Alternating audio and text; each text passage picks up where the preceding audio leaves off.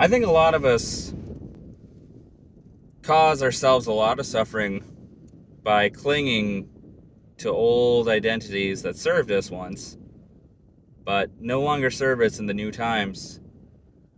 I myself, I mentioned this in a previous video, I caused myself plenty of suffering by clinging to the pages behind me as the chapters of life turn underneath me.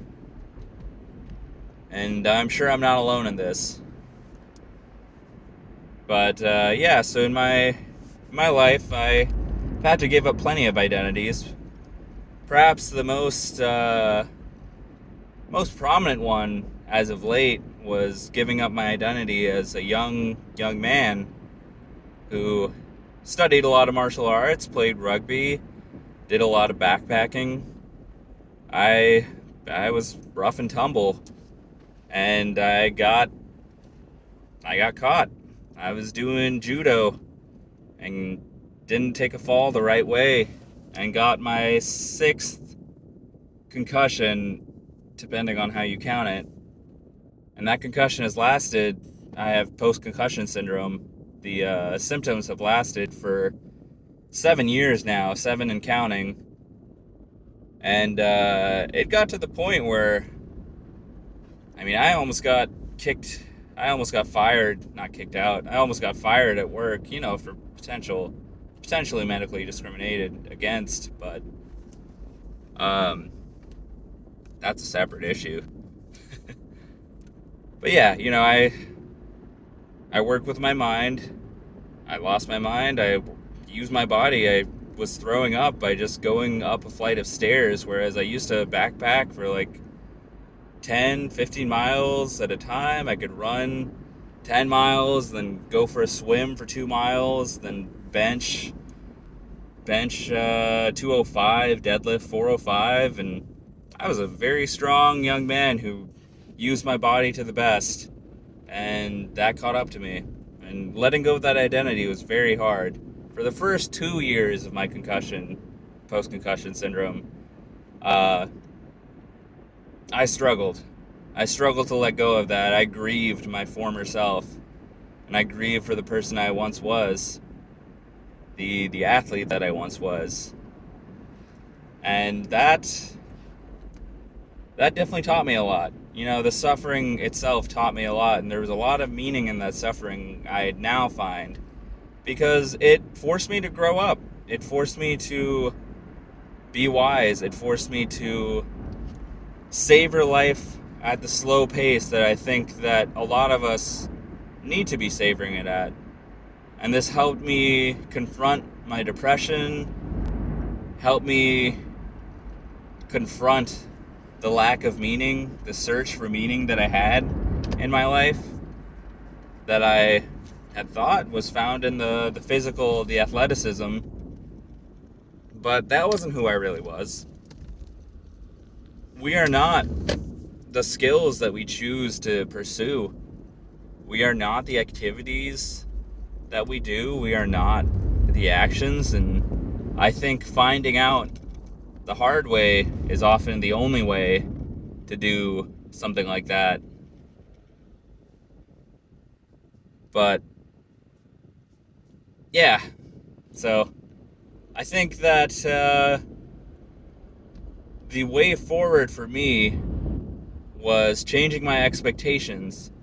Once I learned how to live more slowly, it really helped me reap the benefits of living more slowly. You get to enjoy life. You get to stare at beautiful nature all around you. You get to just hear the birds chirping and take the time to do so, instead of, oh, well, I need to go for a run. Oh, I need to go for a swim. I need to go run this race. I need to go lift weights, or I'm going to slink back. I'm going to regress. Oh no. And once I fully regressed to not being able to lift weights for 7 years, I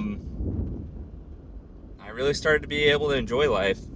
And I find, as a parent, a lot of my parent friends, they grieve their past selves. You don't need like life-changing injury to do this. This happens to us all in all stages of life, and parenthood is a huge, huge shift of a chapter. I find a lot of parents grieve their past selves and think, oh no, I'm losing myself in my parenthood. I don't know who I am anymore when I'm not going out for drinks or going out to restaurants or shows or... that's... Once again, that's not you. You're not the music you listen to. I mean, you're not the same as other people who listen to the same band as you. Obviously not, so why would that music be you? And I think a lot of these parents are missing out on the joy of watching your children grow and enjoying their stage as young kids. It's some of the most joyful time of my life personally, and I know that sentiment's been echoed by many. But yeah, I think we sell ourselves short by... I think we shortchange ourselves, at least, by having the wrong expectations around life. I think if you're holding on to the expectations of being able to go out and being able to celebrate, revel, drink, party like you used to when you're a parent, you're really going to suffer. If you're applying for short-term disability and you're holding on to the idea of yourself being able to walk 10 miles for fun, you're really going to miss out on what life throws under your nose. You're going to miss out on the flowers that are blooming right in front of you. And I think this is a key to life, is learning to adjust your expectations to where you're at. My wife and I, we're parents now. We're not going to be able to go out, party, drink, smoke, have fun in the ways that we used to. Our sense of fun has shifted, and not purposefully, but just our sense of fun has shifted to, hey, we're staying in, the kids are asleep, we're watching a movie, we're eating a fun snack while we're watching a movie, and then we turn in at 10, and that's a late night for us. So we had a fun time. We had a great time watching the Mike Tyson fight a couple months ago, and people were bad mouthing the fight. They're saying, "Wow, I can't believe I stayed up for this rigged fight." And my wife and I loved it. The women's fight, I will say, incredible. Great athletes. Great to see that sport still thriving, and I'm glad that Jake Paul actually was able to pull the crowd that he did, even if his fight was pretty lackluster. My wife and I had a good time. We were just having fun, staying up late like we never do, and it was such a treat for us to do that. It didn't matter what the outcome of the fight was, or whether the fight was even good.